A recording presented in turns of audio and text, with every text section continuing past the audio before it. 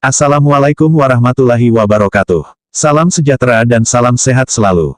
Pada kali ini kita akan mempelajari contoh dari pembelahan meiosis, yaitu pembelahan sel yang terjadi pada sel kelamin makhluk hidup, baik pada tumbuhan, hewan dan manusia. Seperti yang kita ketahui bersama bahwa pembelahan pada sel eukariotik terbagi menjadi dua jenis, yaitu pembelahan mitosis dan pembelahan meiosis.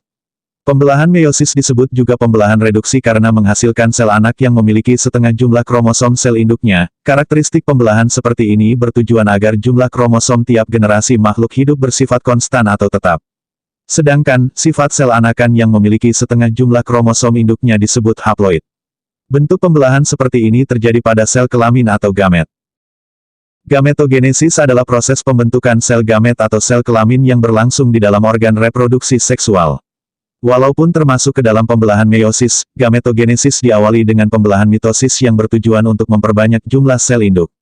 Setelah terjadi pembelahan mitosis barulah sel kelamin melakukan pembelahan meiosis.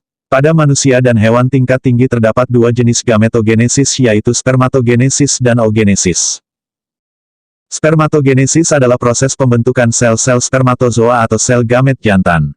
Proses ini terjadi di dalam organ testis dan saluran epididymis. Perhatikan skema proses spermatogenesis berikut ini yang memiliki tahapan-tahapan proses spermatogenesis terdiri atas 1. Sel induk sperma atau spermatogenesis memperbanyak diri melalui pembelahan mitosis, sehingga setiap sel spermatogonium bersifat diploid dengan susunan kromosom 22AA plus XY. 2. Spermatogonium kemudian membesar, setelah itu, kromosom homolog membentuk sinapsis dan mengalami duplikasi sehingga terbentuk kromosom tetrat. Sel ini disebut spermatosit primer atau spermatosit 1 yang bersifat diploid. 3. Spermatosit 1 mengalami pembelahan meiosis 1 membentuk dua sel anak yang disebut spermatosit sekunder atau spermatosit 2 yang bersifat haploid. Masing-masing spermatosit sekunder memiliki kromosom yang berbeda, satu membawa kromosom X dan lainnya membawa kromosom Y. 4. Kedua sel spermatosit 2 kemudian mengalami pembelahan meiosis 2 sehingga terbentuk 4 sel anak haploid yang disebut spermatid. Proses ini berlangsung di dalam testis. 5. Spermatid selanjutnya mengalami diferensiasi atau pemasakan menjadi sel-sel spermatozoa yang bersifat haploid di dalam saluran epididymis. Oogenesis adalah proses pembentukan sel telur atau ovum atau sel gamet betina yang terjadi di dalam organ ovarium dan saluran telur atau oviduk. Untuk memahami tahapan-tahapan dalam proses pembentukan sel telur atau oogenesis, perhatikan gambar berikut ini yang menjelaskan tahapan-tahapan tersebut. 1. Sel induk ovum atau oogonium memperbanyak diri melalui pembelahan mitosis. Sehingga, setiap sel oogonium bersifat diploid atau 2N dengan susunan kromosom 22AA plus XX. 2. Oogonium melalui pembelahan mitosis membentuk oosit primer atau oosit 1 yang bersifat diploid. Oosit primer kemudian membesar, setelah itu kromosom homolognya membentuk sinapsis dan mengalami duplikasi sehingga terbentuk kromosom tetrat. 3. Oosit 1 mengalami pembelahan meiosis 1 membentuk dua sel anak yang berukuran tidak sama besar. Sel yang berukuran besar dinamakan oosit sekunder atau oosit 2, oosit ini hampir memiliki seluruh sitoplasma dan kuning telur. Sementara sel yang berukuran kecil disebut badan polar 1 atau badan kutub 1. Sel ini hanya memiliki kuning telur saja. Baik oosit 1 dan badan polar 1 masing-masing memiliki kromosom haploid dengan susunan kromosom 22A plus X. 4. Oosit 2 dan badan polar 1 selanjutnya akan menuju ke saluran telur. Jika terjadi pembuahan, oosit 2 dan badan polar 2 akan mengalami meiosis 2. Oosit 2 akan membelah tidak sama besar. Sel yang besar menjadi ootit dan sel yang kecil menjadi badan polar 2. Oosit akan mengalami pematangan menjadi ovum yang fungsional, sedangkan ketiga badan polar 2 akan mengalami degenerasi.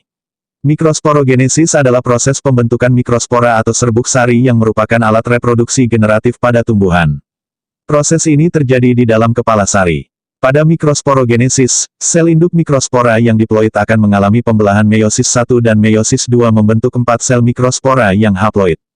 Makrogametogenesis merupakan proses pembentukan gamet jantan yang ada dalam serbuk sari. Gamet yang dimaksud adalah inti sel serbuk sari yang nantinya akan membuahi ovum dan inti kandung lembaga sekunder pada bakal biji. Proses ini berlangsung di dalam serbuk sari. Megasporogenesis adalah proses pembentukan megaspora atau bakal biji yang merupakan alat reproduksi generatif pada tumbuhan. Proses ini berlangsung di dalam bakal buah atau ovarium. Pada megasporogenesis, sel induk megaspora yang bersifat diploid akan mengalami pembelahan meiosis 1 dan meiosis 2 membentuk 4 sel megaspora yang haploid. 3 dari sel megaspora akan mati, sedangkan 1 megaspora yang tersisa akan berkembang sempurna. Megagametogenesis merupakan proses pembentukan gamet betina yang ada di dalam bakal biji. Pada proses ini, inti megaspora akan mengalami pembelahan mitosis 3 kali berturut-turut tanpa diselingi dengan pembelahan sel. Pembelahan inti seperti ini disebut juga karyokinesis. Demikianlah materi kita pada kali ini, semoga apa yang telah kita pelajari bersama dapat bermanfaat dan berguna bagi kita semua. Sebelum mengakhiri kegiatan pembelajaran kita pada kali ini, saya ingin kembali mengingatkan untuk tetap menjaga kesehatan dan kebersihan diri, mengikuti seluruh anjuran protokol kesehatan. Mengurangi keluar rumah kecuali untuk keperluan penting dan mendesak. Tetap jaga jarak aman dan gunakan masker. Selalu mencuci tangan dengan sabun sebelum dan sesudah memegang sesuatu. Semoga pelajaran kita pada hari ini menjadi sesuatu yang berkah dan ilmu yang bermanfaat bagi kita semua. Akhirul kalam wabillahi taufik wal hidayah. Assalamualaikum warahmatullahi wabarakatuh.